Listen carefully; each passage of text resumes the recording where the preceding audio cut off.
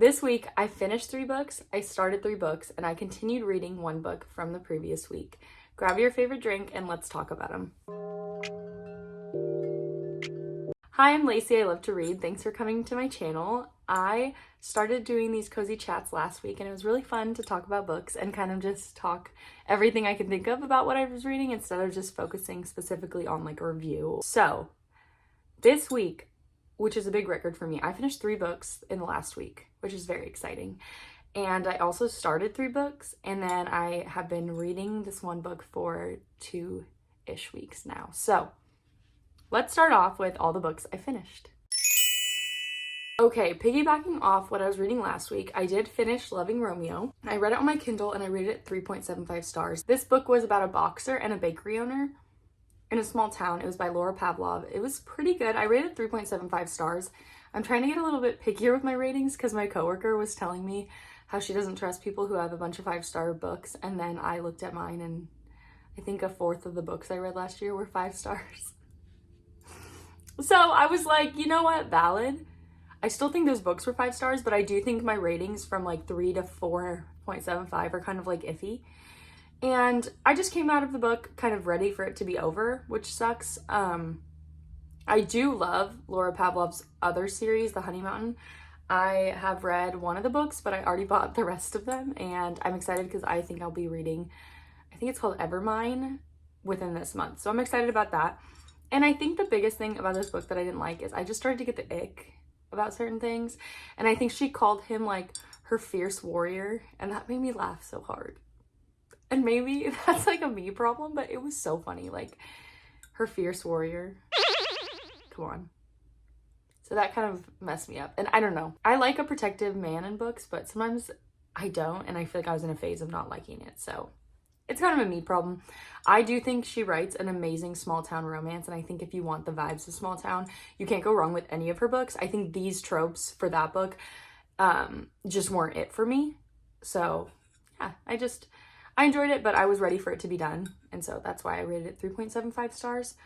But on the other end, another book I was reading or listening to last week was The Henna Artist, and I rated that 5 stars, which makes me laugh because I just said that I was going to be harder my rating. But this book was so good. I started another audiobook. I'm not really liking it, which we'll talk about later, but it makes me miss The Henna Artist so much because I felt like they were like my friends or, you know, just people I really cared about. And I already want to reread it, but it was amazing. It was about a henna artist, obviously, in Jaipur, India.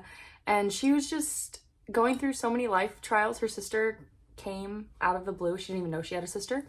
And so she became kind of like a mother figure to her and had to balance that with her career. And it was like frustrating at times, but it was beautiful. And I already miss the main character so much. And I do want to reread it.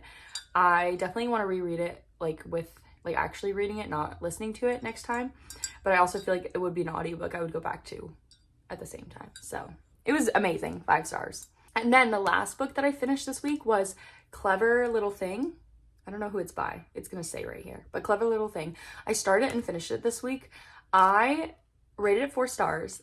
Here's the thing. I don't even know what's on the back of the book, so I'm not going to say that much. But basically, Clever Little Thing is, the title is about a little girl. So they have a daughter. Her name's Stella, and there's parents Pete and Charlotte.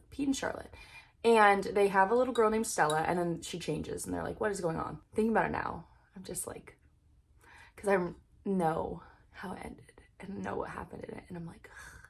But it was actually pretty good. I thought that the twist was good. I guess I'm just naive. Sometimes I don't guess things and I'm like, should I have guessed that? And I probably should have, but also like, that's the fun of the book. So I'm glad I don't guess it. But I thought it was a very interesting read. It was easy to follow. The chapters weren't super long and I just enjoyed it. It was a fun little thriller and I love how it ended because it was very clear in what happened and how it ended. And I love that. I hate when it's like leaving things open for interpretation. I don't want to interpret it. I want you to tell me directly. I want to know exactly what happened. And so I felt like it was clear how it ended, and I appreciated that.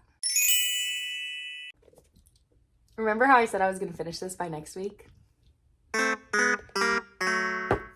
did not finish it by next week. I'm on page 198, so I have like less than 200 pages left. I think I have like close to 150, so I'm getting there. But I'm learning that when you reread a book, or at least when I reread a book, the priority of this book is so low because I I've already read it. So I'm like, if I finish it, I finish it. If I don't, I don't. So yeah, my goal to read 2 in 1 month, I really don't think that's gonna happen, but I'm liking it. Like, it's nothing bad. It's just, why would I read this book when I have 4 other books started, which is probably a me problem. I feel like a lot of the things I talk about are a me problem, but maybe they're an us problem, you know? But yeah, it's hard to prioritize it. I do like it, but also it's the only physical book I'm reading right now. And so, like, I'm listening to a book, I'm reading 1 on the Kindle. Well, I was reading 2 on the Kindle, and then, like, this is the only physical book, so I feel like that's why it's harder too. But I'm liking it. I'm understanding, like, why I liked it the first time. I think it's still a great book, but I'm really hoping by next week I have finished it, and then we can talk about it. But for right now, we're not getting super far. Also, I will say I had a lot of tabs I had, you know, put in when I first started reading, you know. And as I'm going through the quotes now, there's a lot of them that I'm like, okay, I will not be adding a new annotation. We're going to just let it go, because I don't think it's as funny or as, like, cute anymore, but that's okay. It's fine. It's still a good book. And then another thing that I'm reading right now is The Let Them Theory. I know I'm reading a nonfiction, which is very unlike me, and I am really liking it. I really want to read her 5-second rule book, but that one has like a 17-week wait on Libby, and I really don't care enough. Wrong. That's a rude thing to say. I just personally do not want to spend money on a self-help book because I don't necessarily want a physical copy, and typically they're hardback, and that's $30. Yikes! So I don't want to spend $30. But The Let Them Theory, it's like a mindset shift about how to handle other people's feelings and not being such a people pleaser or like giving the control to other people. I have found it to be really good so far. I'm literally writing notes on it as I read, so I'm not going to get through it fast. Like, I have a feeling I'll be reading this for at least a few weeks, if not a month or more, because I really want to sit and actually learn the things. I feel like it's already helping me to not get so frustrated about things. I get annoyed about life's little irritations, and the book is really helpful to be like, let them be like that, and it's fine. Just let it go. Not let it go. That's the thing in the book. It's not letting things go. It's letting them, and then letting yourself figure out what you want and how you want to react and how you want to be. So yeah, I'm liking it. I think it's great. I understand why it's like a phenomenon that she's like this let them theory, because it really is like freeing to not worry so much about what people think and not base your decisions on other people's feelings, because I do that a lot. So yeah, I'm liking that book. And then, okay, the last one I'm reading is, I'm actually listening to it. It's Educated by Tara. I can't remember her last name, but it'll be here. I have the physical copy, but I heard someone say, I don't remember where, but someone said that it's better on audiobook. Personally, it's about a woman who was not educated like in the public school system. Her parents, or her dad, was very religious, and so she wasn't educated properly, I suppose is what you could say. I hate cult leaders that are men, because I probably hate them all. And I appreciate like what she's saying, and I think that she's gone through a lot in her life, and so I don't plan to like rate it super. Honestly, I might just not rate it, but I don't know. I'm just not really enjoying it. I'm 56% through, and I just want to finish, which is kind of sucky. But I don't know. I just have this frustration towards those types of situations, and I know it's not her fault, the writer, you know, the author, but it's just not my cup of tea, and I really thought it would be, and it's turning out not to be. So that's everything I'm reading right now. I'm having a hard time this week finding time to read.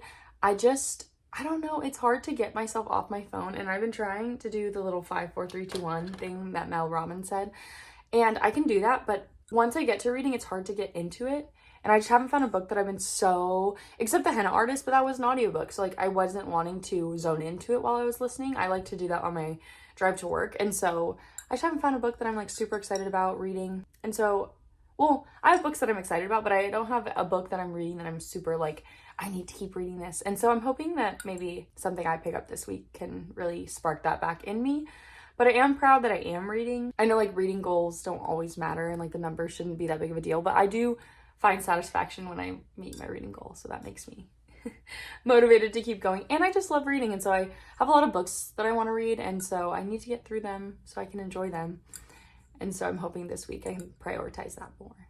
Please, in the comments below, tell me like what you're reading, if you have read any of the books I've read and what you thought about them, how you're finding time for reading, and then we can just chat away in the comments. But thank you so much for coming to my channel and watching my video. I really appreciate you being here, and I'll see you in the next one.